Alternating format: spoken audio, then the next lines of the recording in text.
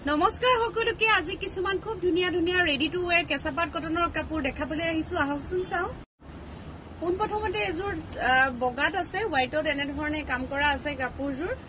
ready to where কৰিছো আপোনালোকক যেহেতু কৈছো খুবেই ধুনিয়া হয় হেভি হয় কেঁচাপাত কটনৰ কাপোৰ হয় এজোৰ চাওকচোন গুটে গাতে এনেকৈ বুটা আছে সেলফ পাৰি দহি কৰা আছে খুব ধুনিয়াকৈ ঘিসাৰ কালাৰৰ সূতাৰ কাম কৰা আছে আৰু লগতে ৰঙা সূতাৰ কাম কৰা আছে আঁচলটো বহুত হেভি হয় মই দেখাই দিছো আৰু লগতে দহিখিনিও দেখাই দিছো কালাৰ মিলাই মিলাই দহি কৰা হৈছে সম্পূৰ্ণ চাদৰখন দূৰৰ পৰা এবাৰ দেখাই দিছো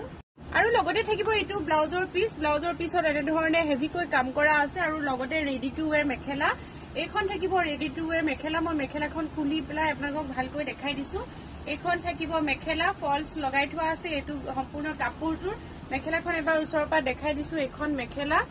সম্পূৰ্ণ কাপোৰজোৰ দেখাই দিছো আপোনালোকক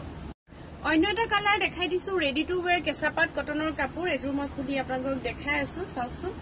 খুব ধুনিয়াকৈ কাম কৰা হৈছে কাপোৰজোৰত আৰু দহি পাৰি কৰি সব ৰেডি টু ওয়্যাৰ কৰি থৈছো আমি এটো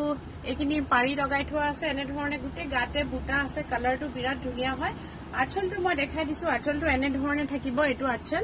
দহি কৰা হৈছে এটো থাকিব ইয়াৰ লগত ব্লাউজ পিস আৰু মই মেখেলাখন দেখাই দিছো ৰেডি টু ওয়্যাৰ হয় মেখেলাখনো মই ভালকৈ দেখাই দিছো এখন থাকিব ইয়াৰ লগত মেখেলা একদম সম্পূৰ্ণ কাপোৰজোৰ দেখাই দিছো অন্য এজোৰ কেঁচাপাত কটন ৰেডি টু ওয়্যাৰ দেখাই আছো এজোৰ খুব ধুনিয়া হয় এজোৰ ৰেডি কৰিছো কালাৰবোৰ